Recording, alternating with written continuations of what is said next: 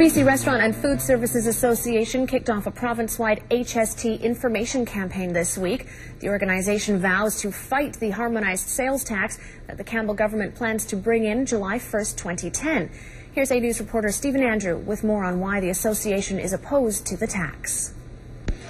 While the organization realizes that the HST is here to stay, they are concerned about the way it's going to be implemented. Joining us now to discuss this is the owner of Spinnaker's Brewpub in Victoria. He's also on the Victoria branch board of the BC Food and Restaurant Association. Thanks for coming in, Paul. My pleasure. Thank you. Are you worried? Do you think this is going to shut down you and other operators in town? I think it's going to have a serious impact on a lot of the small operators. I think we need to understand that about 70% of restaurants are independent, small operations. And we live on very skinny margins. So when we see a further 7% being added to a bill, essentially, customer comes in, they're going to pay the harmonized sales tax at 12%, and they're also going to cough up a gratuity for a server. It starts to add onerously to the price that we put on our food products.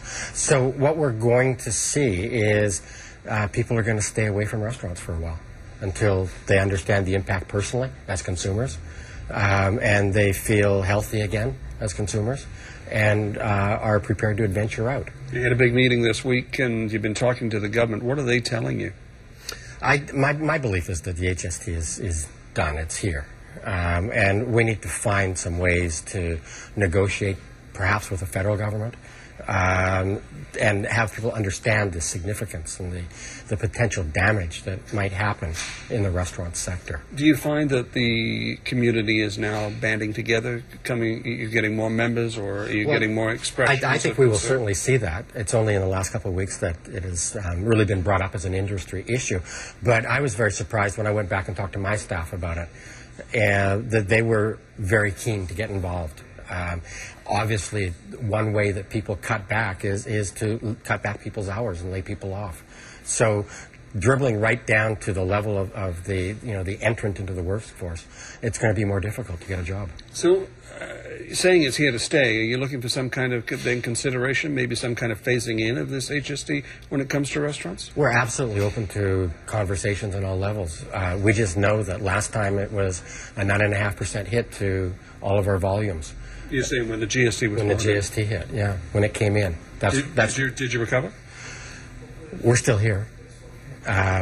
It was very difficult for a few years. And in our case, it happened right at the time that we expanded. We opened the tap room upstairs, opened the restaurant, and virtually the same day, the tax hit. So we essentially doubled our space and grew our volume by 10%. So our cost structure changed dramatically. It's going to have a big impact on all the small operators, there's no question. What do you advise the small operators that are watching this today saying, I really can't afford this hit? Well, we need to let government know that it's a problem. We can't just sit back and say, ouch, that hurt. We need to make sure that they understand the problem, that they understand what it's going to impact the consumer, and that these are consumers' discretionary dollars that are being spent in restaurants, and that there are huge employment consequences across the province. Paul Hatfield, thank you. Thank you.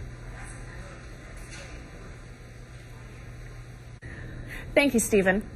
The Canadian Cancer Society's Cop for Cancer Tour de Rock is less than a month away, and the push is on to raise as much money as possible for the cause.